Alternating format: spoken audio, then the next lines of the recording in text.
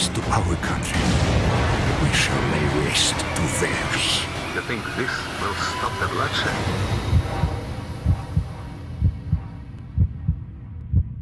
Вы все равно скоро сдохнете. Okay, so we should probably explain this right off the bat. Up until now, the Call of Duty series has been a World War II themed first-person shooter. The first 3 of the games all reenacting different battles from World War II. But World War II is played out, and the guys at Infinity Ward seem to have figured this out too. That's why Call of Duty 4 has a subtitle, Modern Warfare.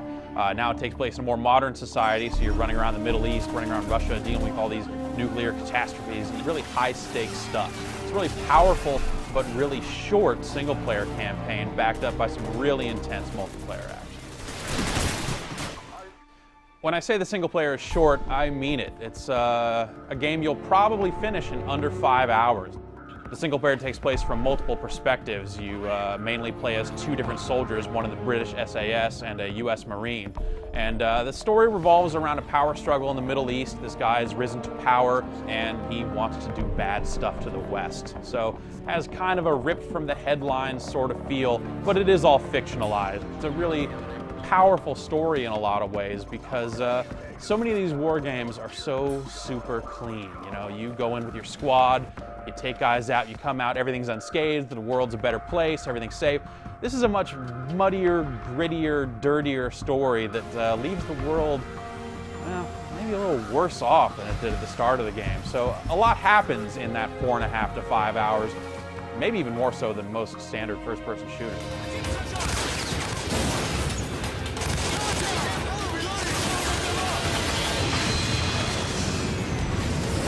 Like some of the other Call of Duty games, the gameplay in Call of Duty 4 is all about aiming.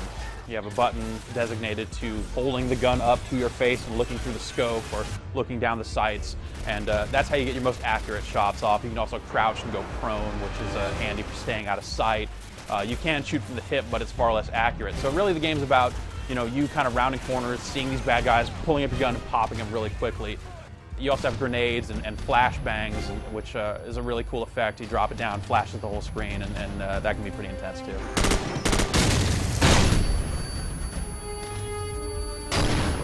All these same mechanics carry over into the game's multiplayer, which is really, really deep and really nice. You have 16 maps to choose from and a variety of game modes.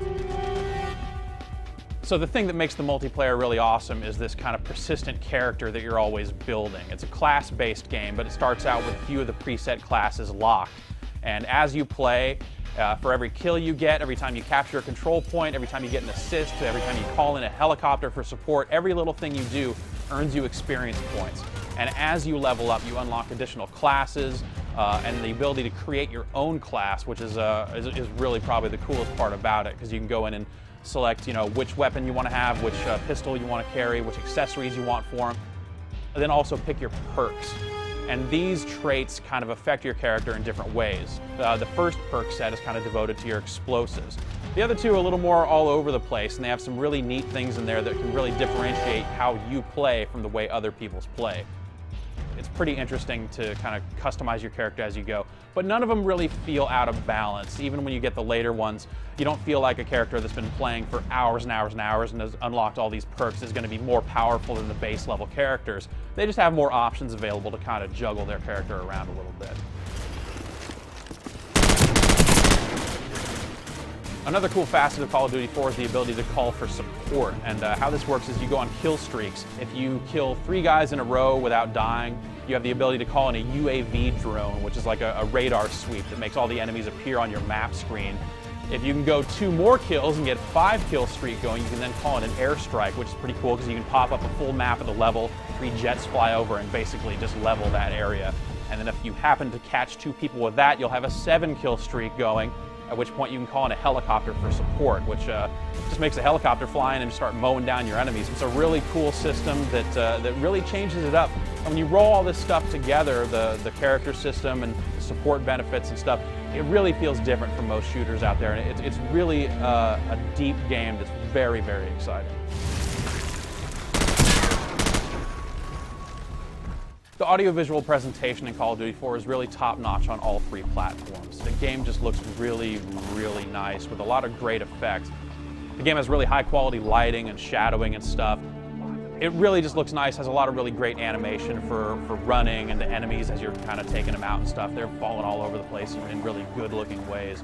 It's just a stellar looking game across the board. It's backed up by a really good set of sound effects. The weapons sound appropriately devastating. You feel like you are doing bad things to other human beings when you let these weapons go. Goodbye. We've taken the lead.